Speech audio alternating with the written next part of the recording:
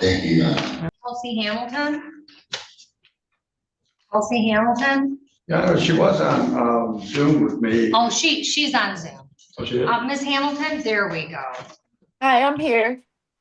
All right, this is 241040, the People versus Kelsey Hamilton. Yeah, good morning, James Kazik on behalf of Ms. Hamilton. This matter is set for a settlement conference at 10:30 this morning. I believe Walmart still has failed to appear.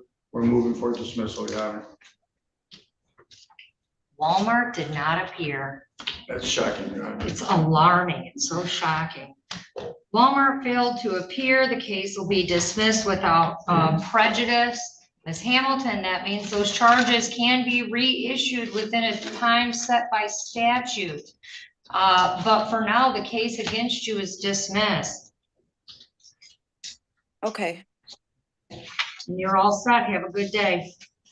you too. Thank you. Thank you, Your Honor.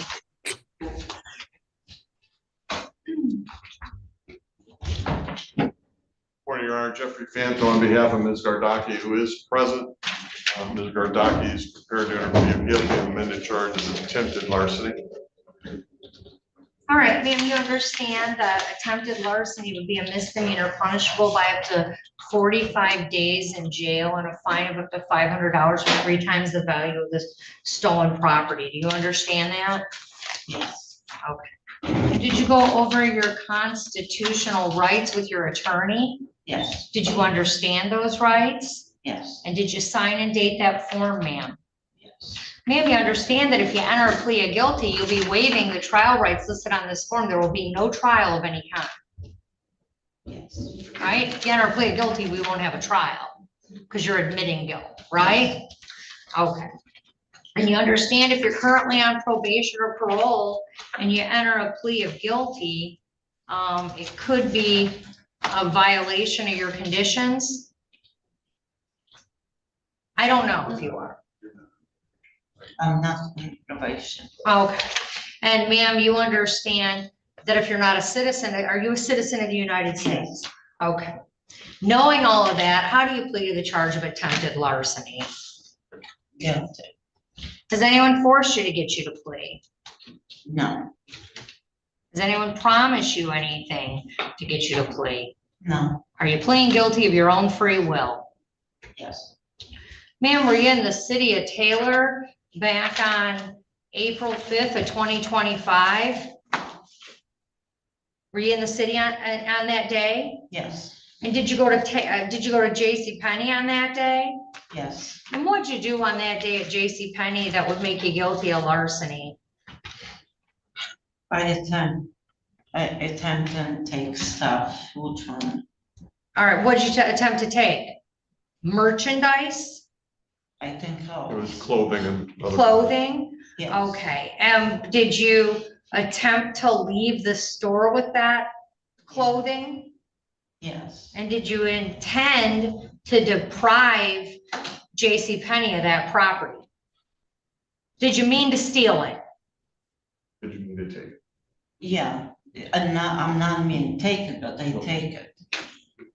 You were paying for it, correct? Yes, You were taking it without paying it. yes, I'm sorry, Mr. Fantor, are you satisfied with the factual basis? I have this.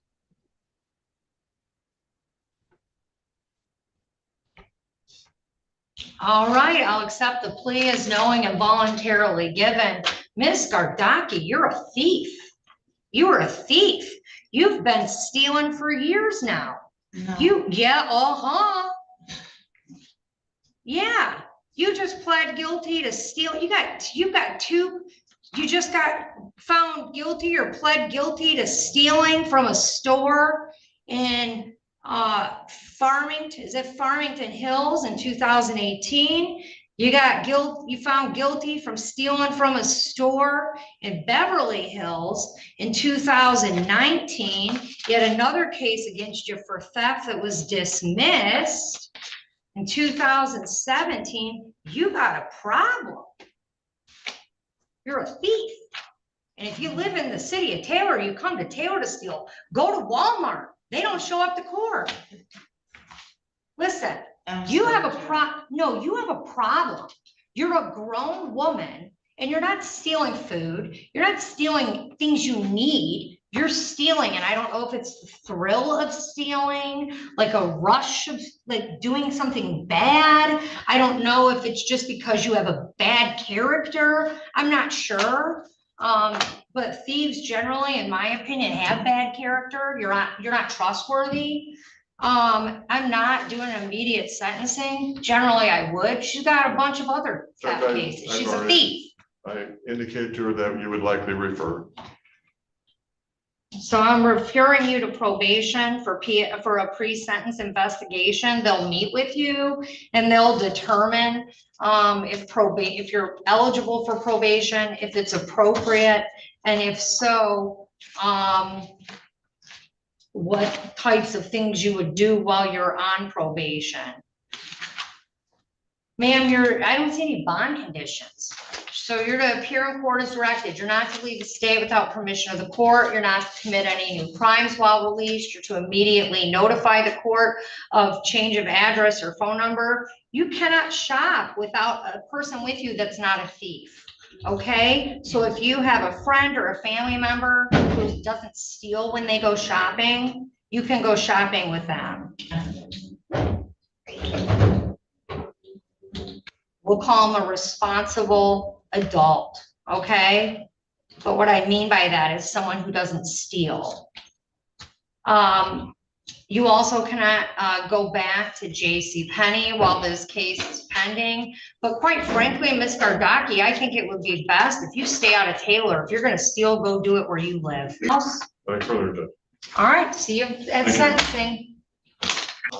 Wait formal reading, stand mute. My client is prepared to enter plea of guilty to the charge of fraudulent scheme. It would be taken under 771.1 for a period of 6 months, $250 in court costs, pay those at $50 a month. Mr. Zick spoke with the complainant in this matter, and they're aware of the situation. All right. There's no restitution. So I'll go with all of that with the 250 in costs. I know there's no restitution, but if there's a 6 month, I mean, she's gonna have to at least pay for non-reporting probation on top of that. That's To pay the probation fee, okay? Ma'am, do you understand everything your attorney just said? Yes, I do. What's the probation fee? $250. Oh, that's the, okay. So it'll be $500 total. Within 6 months? Yeah, you'll get a payment plan for it. Okay, Did you go over your constitutional rights with your attorney? yes, Did you understand your rights? yes, And did you give your attorney permission to sign your name on that document? yes, Okay. You understand that if you enter a plea of guilty, you'll be waiving the trial rights listed on that form. There will be no trial of any kind. yes, Okay. And this is a misdemeanor punishable by up to 90 days in jail, a fine of $500 or 3 times the value of the property. You understand that? yes, You understand if you're on probation or parole and you enter a plea of guilty, it could be a violation of your conditions. um, I don't know if you Yes. are or not. oh, no, I'm not, so yes, I understand.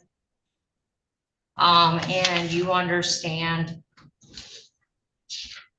that if you're not a citizen of the United States, this could have immigration consequences up to deportation. Yes, I understand. Knowing all that, ma'am, how do you plead with the charge of an illegal fraud or scheme? Guilty, Has anyone forced you to get you to plead? no, Has anyone promised you anything other than the plea agreement to get you to plead? no, Are you pleading guilty of your own free will? yes, Ma'am, were you in the city of Taylor back on March 27th of 2025? yes, Okay.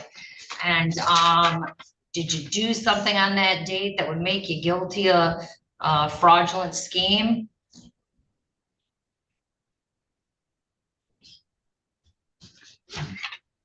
yes. I just went to cash a check that I know I shouldn't have. Why shouldn't you have? I knew it was fraudulent, All right, so you had a fraudulent check and you went to a bank and tried to cash it? yes, Okay. Are you satisfied with the Satisfied. factual? All right, I'll accept the plea as knowing and voluntarily given. Does she have any prior history? None? Okay. So ma'am, I'll take that plea under, you said it was under, 771. okay. You have a 6-month probationary period under 771.1. You'll not be eligible for early termination because it's under that statute. You have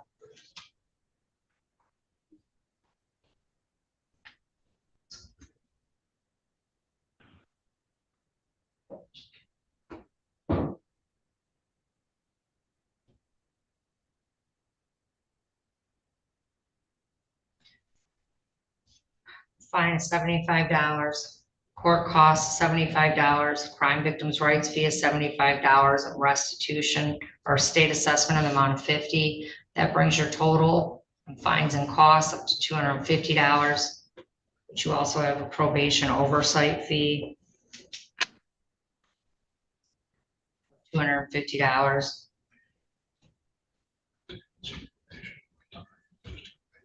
Okay,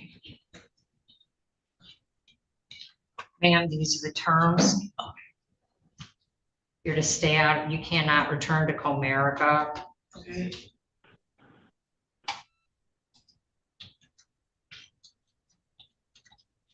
Or you wash while this case is going on, while you're on your probationary term. You cannot commit any new crimes.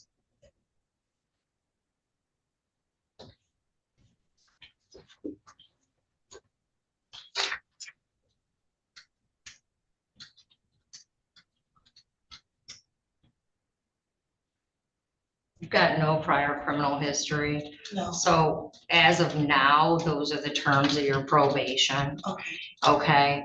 But you're gonna have to go down to probation before you leave. okay, And they'll set up your terms with you so you know what's expected. okay, And I am writing payment plan over course of probation. All right, so you have 6 months to pay that. okay. All right, you're all set. Thank you so much. Don't steal. Okay, thank you. Have a good day. All right, let's talk about that. This hearing before Judge Victoria 1 Shackelford offered up 3 very different outcomes. One case that got tossed because the corporate complainant didn't bother to show, another involving a defendant with a long history of shoplifting, and a third where a fraudulent check landed someone in front of the court for the first time. Judge Shackelford's demeanor was consistent throughout. Professional, firm, and often pointed when she sensed a pattern that needed calling out. She doesn't mince words, but she keeps the process respectful and grounded, making sure defendants understand both the seriousness of the charges and the opportunity they're being given. First was Kelsey Hamilton, whose case evaporated when Walmart failed to appear. Shackelford delivered the dismissal with a wry touch, noting how shocking it was that Walmart didn't show. The sarcasm landed without being mean-spirited, setting the tone that the court takes attendance seriously, even if giant retailers don't meet. Miss Gardoki, who pled guilty to attempted larceny after trying to take clothes from JCPenney. What made this hearing memorable was Shackelford's blunt assessment. "You're a thief. You have a problem." She listed off prior theft convictions and dismissed cases, underscoring a pattern of behavior that couldn't be chalked up to a one-off mistake. Gardoki herself was soft-spoken, answering yes to the court's questions, but her demeanor couldn't erase the record. The judge didn't scold for the sake of it. She used the moment to highlight that stealing wasn't about survival needs. It was about choice, and it reflected poorly on her character. Instead of immediate sentencing, Shackelford ordered a pre-sentence investigation, adding conditions like no shopping without a responsible adult and no returning to JCPenney. It was a practical way to address both accountability and the specific risks at play. Final Ulent check case brought before the court involved a defendant with no prior history. She admitted plainly that she tried to cash a check she knew was fraudulent. Her tone was cooperative, and her responses showed she wasn't dodging responsibility. Shackelford accepted the plea under a deferred statute, ordering 6 months of non-reporting probation, a $500 total cost split between fines and probation fees, and a clear condition: stay away from the bank in question. Unlike Gardoki's situation, this one felt like a warning shot more than a condemnation. The judge acknowledged the lack of history and structured the sentence to allow the defendant to walk away clean if she complied. The overall courtroom atmosphere was calm, but carried different shades depending on the case. Light sarcasm when Walmart skipped, heavier and almost parental when Gardoki's pattern of theft came up, and steady pragmatism when dealing with the fraudulent check. Defense attorneys were competent, keeping their clients on track and not overcomplicating things. The real weight of the day came from Shackelford herself, who knows when to lean in with sharp words and when to simply move the file along. In the end, the hearing showed how one judge can shift gears seamlessly between dismissals, warnings, and tough talk. Each defendant left knowing exactly where they stood, and viewers got a snapshot of district court as equal parts accountability and second chances. If you found this hearing insightful, consider subscribing, hitting the bell, and letting me know your thoughts in the comments below. I read every one.